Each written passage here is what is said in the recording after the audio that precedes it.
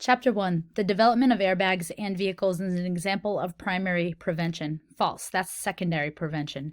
Evidence-based research is the primary means to determine if changes need to be made in healthcare. True. The focus of public health arm of healthcare is prevention. ALS level instructors and directors must hold a 4-year degree. True. Which of the following agencies is the source of the EMS Agenda for the Future, the multidisciplinary national review of all aspects of EMS delivery? The National Highway Traffic Safety Administration. Which of the following is an example of secondary prevention? Providing cervical spine mobilization. Which of the following is the process in which a person, institution, or program is evaluated and recognized as meeting predetermined standards to provide safe and ethical care? Certification. What EMS provider level is an individual who has training in basic life support, including automated external defibrillation, use of definitive airway adjunct, and assisting patient with certain medications? EMT. What is the purpose of the Health Insurance Portability and Accountability Act, HIPAA? It limits the availability of a patient's healthcare information. Which organization published the first curriculum that served as the guideline for EMT training? The Department of Transportation, DOT. Which of the following entities controls licensure of EMTs? The state in which the EMT practices. Which of the following statements about healthcare in the U.S. is true? Healthcare in the U.S. is expensive, but does not necessarily provide better outcomes.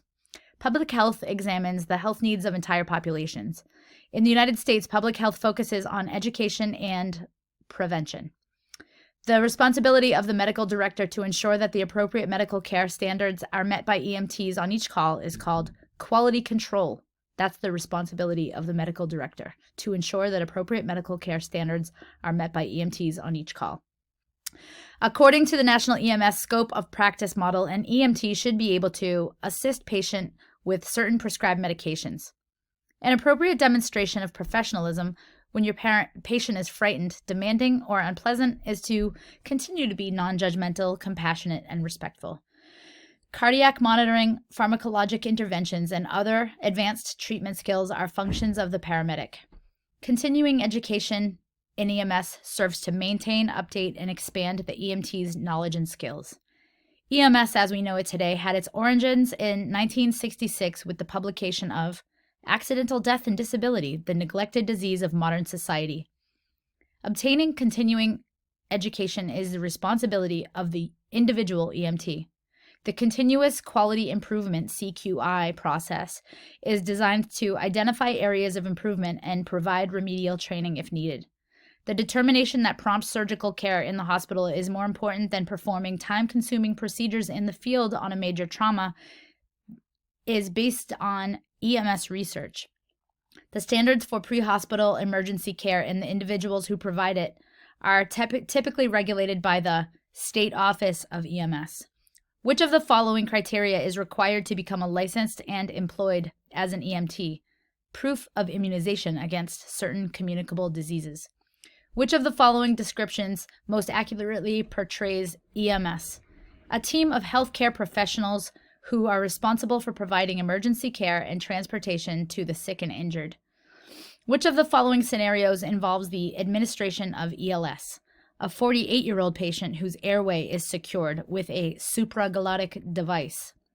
Which of the following skills or interventions is included at every level of pre-hospital emergency training? Automated external defibrillation.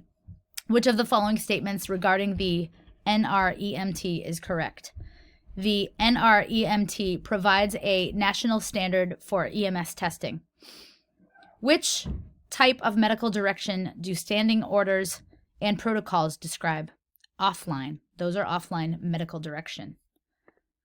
Chapter 2. Which of the following statements is most accurate? When you are dehydrated, you should...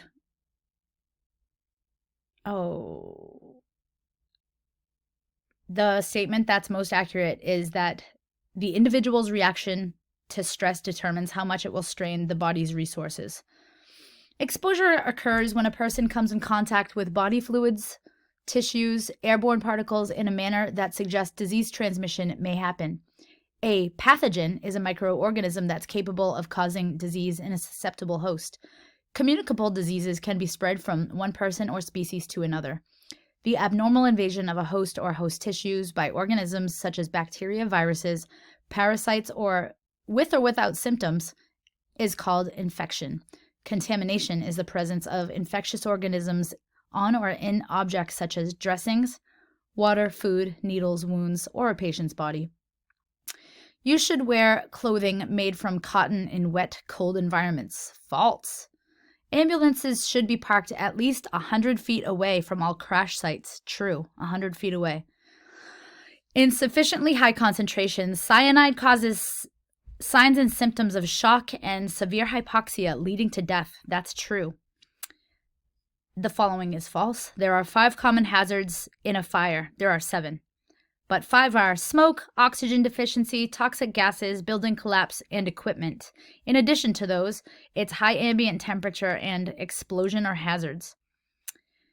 This is false. OSHA requires all EMS providers to wear high-visibility public safety vests while on or near a roadway. That's false. It's the American National Standards Institute that requires this. As an AMT, which of the following statements would be appropriate when responding to a grieving patient? 2 things. It's okay to be angry, and I'm sorry for your loss. Which of the following involves the spread of infection by animals or insects that carry an organism from one person or place to another? Vector-borne transmission. Recently, you've noticed that a coworker seems disinterested in his work. He started coming in late and he's sitting alone and not socializing. The job's been stressful lately. Call volume has increased and you rarely have any downtime between calls. What kind of stress is your coworker most likely experiencing? It's cumulative stress reaction. Which substance blocks hemoglobin's ability to transport oxygen to body tissues? That's carbon monoxide. While treating a patient with a high fever and cough, you accidentally expose yourself to illness. What should you do? Report it to the infection control officer. What was the focus of Dr. Elizabeth Kubler-Ross's book on death and dying? It introduced stages of grief. What are the 3 stages in the general adaptation syndrome question? An alarm response, reaction and resistance, and recovery exhaustion. The 3 stages in general adaptation syndrome. The tactical use of an impenetrable barrier to protect law enforcement agents is called cover. You are responding to an accident scene that involves an overturned semi-truck carrying diesel fuel. Which reference source will be most helpful in this case? It's the DOT's Emergency Response Guidebook. What should you do if you suspect that a patient has COVID-19? Place a surgical mask on the patient and a particulate air respirator like an N95 on yourself. A positive TB skin test indicates that you have been exposed to TB. General adaptation syndrome is characterized by which of the following phases? Alarm response, reaction, and resistance in recovery. Hazards that are associated with a structural fire include all the following except carbon dioxide deficiency. Quid pro quo, a type of sexual harassment, occurs when the harasser requests sexual favors in exchange for something else. The capacity of an individual to cope and recover from stress is called resilience. The most important consideration at the scene of hazardous materials is ensuring your personal safety. The most serious consequence of drug and alcohol abuse of an EMS personnel is substandard or inappropriate patient care. The simplest yet most effective method of preventing the spread of an infectious disease is to wash your hands in between patient contacts. The spread of HIV and hepatitis in healthcare can usually be traced to careless handling of sharps. Vaccination against the hepatitis A virus is unnecessary if you have been infected with hepatitis A in the past. Vector-borne transmission of an infectious organism occurs via animals or insects. What should you do before attempting to access a patient trapped in a vehicle? Ensure the vehicle is stable. When decontaminating the back of your ambulance, you should allow surfaces to air dry unless otherwise indicated in products and directions. Which of the following is the most significant factor in determining whether a person will become ill from certain germs? Immunity. You've been working at the scene of a major building collapse for 8 hours. Many injured people are still being removed and everyone's becoming frustrated and losing focus. The situation is most effectively managed by requesting a CISM team to provide on-scene peer support. Chapter 3. Once your ambulance is dispatched to an emergency, you have an obligation to respond. What's this called? Duty to act. You arrive at a scene of a call to find an elderly man complaining of chest pain. You introduce yourself and ask permission to examine him. He nods and extends his arm. Which type of consent is this? Express consent. While evaluating a non-critical patient in the field, you get a call about another car accident. You told the patient you are treating that he should have someone take him to his doctor, and then you leave to attend to more seriously injured people. This is an example of abandonment. What's the best way to care for your patient since he tells you he doesn't want to go to the hospital? Encourage the patient to call 911 again if his condition worsens. The right of a patient to make decisions concerning his or her health is called patient autonomy. Blank is an obvious sign of death, which is discoloration of the body from pooling of blood to the lower parts of the body. That's dependent lividity. Certification is the process by which an individual, institution, or program is evaluated and recognized as meeting certain predetermined standards to ensure safe and ethical patient care. Licensure is the process by which a competent authority, usually the state, grants permission to practice a job, trade, or profession. Credentialing is an established process to determine the qualifications necessary to be allowed to practice a particular profession or to function as an organization. Standard of care is how a responsibly prudent person with similar training and experience would act under similar circumstances, with similar equipment, and in the same or similar place. The manner in which principles of ethics are incorporated into professional conduct is known as bioethics. That's false. Bioethics addresses issues that arise in the practice of healthcare. Immunity laws, which vary from state to state, do not provide immunity when injury or damage is caused by gross negligence or willful misconduct. True. Defamation is spoken. Defamation that's spoken is known as slander. True. Defamation that's written is known as libel. True. Criminal lawsuits for battery are common in healthcare. False. Civil lawsuits for battery are common in healthcare, but criminal suits are rare. You belong to a small volunteer EMS company treating a patient with chest pain. You think that the administration of aspirin is indicated. You ask if he's allergic to aspirin. He says no. Shortly after you give the aspirin, the patient develops signs and symptoms of a severe allergic reaction. Later in the hospital, the doctor tells you the patient's medical history shows the patient has an allergy to aspirin. The patient later sues you. Which of the following is your best strategy? Contributory negligence. It's a legal defense that may be raised when the defendant believes that the conduct of the plaintiff somehow contributed to any injuries or damages that were sustained by the plaintiff. Which of the following should you do to avoid serious ethical or legal issues related to a social media post? Recognize that free speech does not mean every person has a right to say anything under any circumstances without repercussions. Which of the following gives surrogates the right to make decisions for patients regarding their health care? It's durable power of attorney for health care. You have responded to an accident where the patient broke his arm and he rescinds consent during transport and demands to be let out of the ambulance. If you refuse, which of the following might you be charged with? It's false imprisonment. It's the unauthorized confinement of a person that lasts for an appreciable amount of time. Acting in such a way to make another person fear immediate bodily harm is called assault. An EMT would most likely be held liable for abandonment if he did not make provisions for continued care of an injured patient. As an EMT, the performance of your duties will be compared to that of another EMT. For a do not resuscitate order, DNR, to be valid, it must clearly state the patient's medical problem. In many states, a minor may be treated as an adult if he is self-supporting and lives by him or herself. Maintaining the chain of evidence at a scene of the crime should include not cutting through holes in clothing that were caused by weapons. Putrefaction is defined as the decomposition of the bodily tissues. An EMT's scope of practice within his or her local response area is defined by the medical director. The manner in which the EMT must act when caring for a patient is called the standard of care.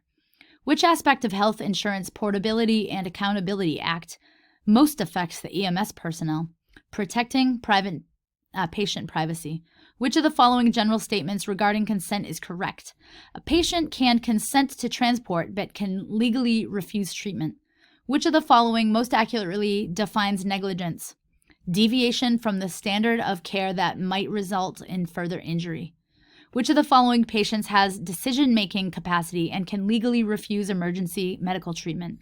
A conscious and alert woman with severe abdominal pain. Which of the following statements regarding Good Samaritan laws is correct? Such laws will not protect the EMT in cases of gross negligence. Which of the following types of consent allows treatment of a patient who is unconscious or mentally incapacitated? It's implied. Chapter 4. You respond to a call and find a 30-year-old man with a gunshot wound to the shoulder. He's conscious and responsive, but a little hostile and agitated. As you begin to treat him, you need to ask open-ended questions. True. You should inform online medical control when patients refuse care. True. Falsifying information on a pre-hospital care report may result in suspension or revocation of your license or certification. True. When completing a PCR, you should include your opinions about mechanism of injury. Blah, blah. False. You should only record fact-based findings. Evaluation and continuous quality improvement are factors in writing a PCR. True. UHF radios operate at frequencies between 300 and 3000 megahertz. Yes. Multiplex refers to the ability to transmit audio and data signals through the use of more than one communications channel. VHF radios operate between 30 and 300. What should you do if a patient refuses treatment or transport? You contact medical control. As a radio, the hospital give your patient which of the following you should do? Should you not do? You should use code words to protect the patient's identity. After you submit the electronic PCR for a call, you realize you accidentally documented the wrong vital signs. What should you do? Follow your agency's directions for making an amendment. What is therapeutic communication? It's verbal and nonverbal communication techniques that encourage patients to express their feelings into a positive relationship. Radio hardware containing a transmitter and receiver that are located in a fixed place are known as a base station. What are the attributes of emotional intelligence? Self-awareness, self-regulation, motivation, empathy, and social skills. Encouraging a patient to provide more information about his injury is an example of which therapeutic communication technique? It's facilitation. Which of the following is included in the narrative section of a PCR? Refusal of care. If you discover an error as you were writing your PCR, what should you do? Draw a single horizontal line through the error, initial it, and write the correct information next to it. What type of mode does an interoperable communication system use? It uses Voice over Internet Protocol. A blank receives messages and signals on one frequency and then automatically retransmits them to a second frequency. It's a repeater. A patient's refusal of EMS treatment must be an informed refusal. All information recorded on the PCR must be considered confidential. Any radio hardware containing a transmitter and a receiver that's located in a fixed location is a base station. Calming and reassuring an anxious patient can be facilitated by maintaining eye contact whenever possible. Communicating with hearing impaired patients can be facilitated by doing all of the following except elevating the tone of your voice and exaggerating word pronunciation. Ethnocentrism is defined as considering your own cultural values as more important when interacting with people of a different culture. In which of the following manners should you act and speak with a patient? Calm and confident. The patient care report ensures continuity of care. When communicating with a visually impaired patient, you should determine the degree of the patient's impairment. When providing a patient report via radio, you should protect the patient's privacy by not disclosing his or her name. When relaying information via radio, communications should be brief and easily understood. Which of the following statements regarding communication with a child is correct? Unlike adults, children cannot see through lies or deceptions. They can. The correct answer is standing over a child often increases his or her level of anxiety. You're caring for a 52-year-old man complaining of chest discomfort. The patient is a retired paramedic and he's anxious because he thinks he's having a heart attack. Which of the following statements would be appropriate? It's possible that you are experiencing a heart attack. I'm going to give you 4 baby aspirin to chew and swallow. To be honest. You could be sued for blank if your radio report to the hospital describes the patient in a manner that injures his or her reputation. Slander. Chapter 5. The body is in the supine position when lying up. True. Dorsal and posterior are synonyms for the spinal side of the body. True. Distal describes structures that are farther away from the trunk. True. The elbow is distal to the shoulder and proximal to the wrist and hand. True. The word root erythro denotes the color red. True.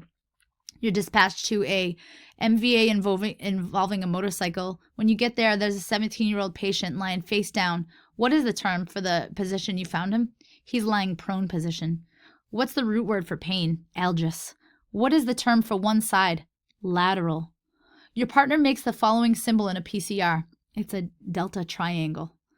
That's the symbol for change. How do you identify a patient who doesn't have any apparent allergies? NKA.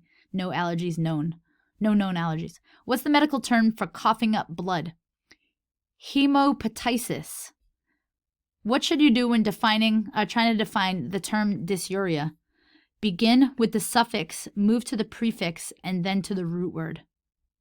In general, which of the following does a prefix describe? Location and intensity. What is abduction? Motion of a limb toward the midline. That doesn't sound right. I think it's adduction with a D. What does asthenia mean? Weakness. A 5-year-old has fallen and has severe deformity of the forearm near the wrist. He possibly has a fracture on his distal forearm. A diabetic patient has polydipsia. This means that she's excessively thirsty. A fracture of the humerus just above the elbow would be described as a distal humerus fracture. A patient has fractured both femurs. Anatomically, these injuries would be described as being bilateral. A patient in a semi-reclined position with the head elevated to facilitate breathing is in the Fowler position. A patient with a pneumothorax has unilateral chest expansion. This means that only one side of his chest rises when he inhales. A pregnant patient is diagnosed with hyperemesis gravidarum. This means that she has excessive vomiting. After applying a tourniquet, the injury from a patient's leg stops bleeding. This is called hemostasis. An intoxicated 40-year-old male is lying face down. How would you document his body position? Prone. In relation to the chest, the back is posterior. In relation to the wrist, the elbow is proximal.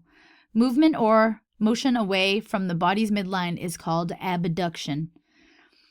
The term pericardiocentesis means the removal of fluid from around the heart. The topographic term used to describe the location of body parts that are closer to the midline is called medial. The topographic term used to describe the parts of the body that are nearer to the feet is superior.